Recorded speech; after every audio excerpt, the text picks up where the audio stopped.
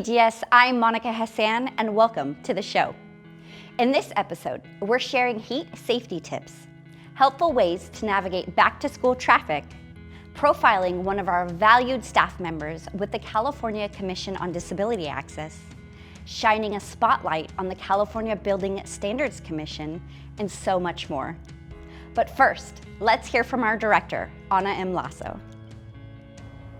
At DGS, we are committed to fostering an inclusive workplace by identifying and eliminating unfair biases, stereotypes, and barriers that may limit the full potential of our diverse workforce. We pride ourselves on implementing DEI&A principles, which stand for diversity, including many communities, identities, races, ethnicities, backgrounds, abilities, cultures, and beliefs. Equity, having practices and programs that are impartial, fair, and provide equal possible outcomes for every individual. Inclusion, ensuring that people feel comfortable, supported, and a sense of belonging in the workplace.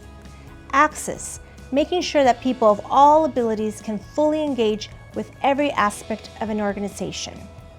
DGS acknowledges the role of DEI&A initiatives in not only enhancing the morale and productivity of employees, but also in boosting innovation, financial performance, and overall effectiveness of the organization. Enjoy the show. DAC means Disability Advisory Committee, and this is a government mandate that every agency must have a committee of folks who get together to talk about disabilities in the workplace, specifically here at DGS. Our group needs to have employees who have disabilities and those who are allies. The Enterprise Planning and Inclusiveness Division, otherwise known as EPIC, we're happy to announce the transfer of the Disability Advisory Committee program over to our division, where we're also announcing that we have new seating of new leadership teams and membership. We know that everyone can't necessarily participate in the actual committee, but we would like to have focus groups, or as many focus groups as we can, with various people around the department. So if you are interested in participating in a DAC, Disability Advisory Committee focus group, please email us at dgsdac@dgs.ca.gov. With back-to-school season on the horizon, it is important to plan for your increased traffic during your morning commute.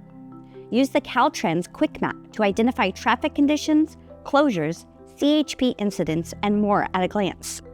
Ride-sharing services like those offered by 511 can also help commuters save money and reduce their carbon footprint. Hey, and then so here's this item, this right here. I've always wanted to help people, and so I wanted to be in a department that was, able to help people.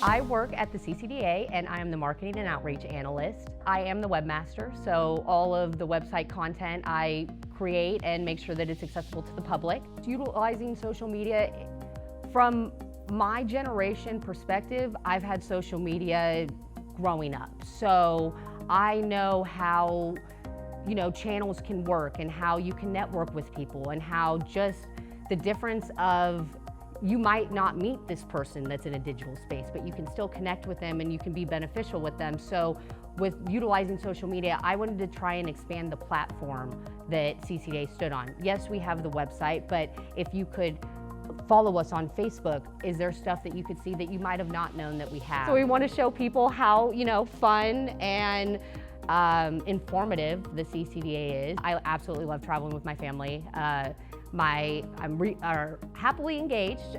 We are getting married in September, and we have our son, he's almost 2. So we love traveling. We've went back to Ohio a couple times so he can meet his great grandpa. And then when we're not traveling, we like to kind of just be active.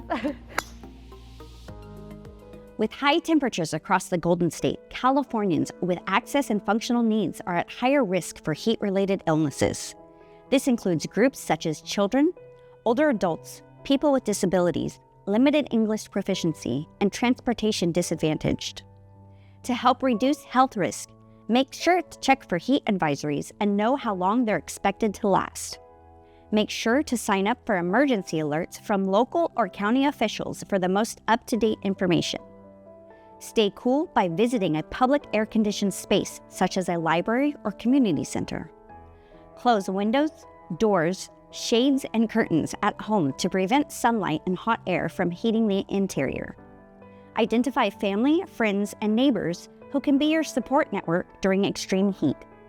Finally, talk with your doctor or pharmacist to see if any medications you're taking can affect your body's ability to regulate temperature. The California Building Standards Commission is made up of 10 governor-appointed commissioners. These commissioners represent the public and various trades of the California Building Standards Code, which is Title 24 of the California Code of Regulations. And we do this in coordination with over a dozen other state agencies.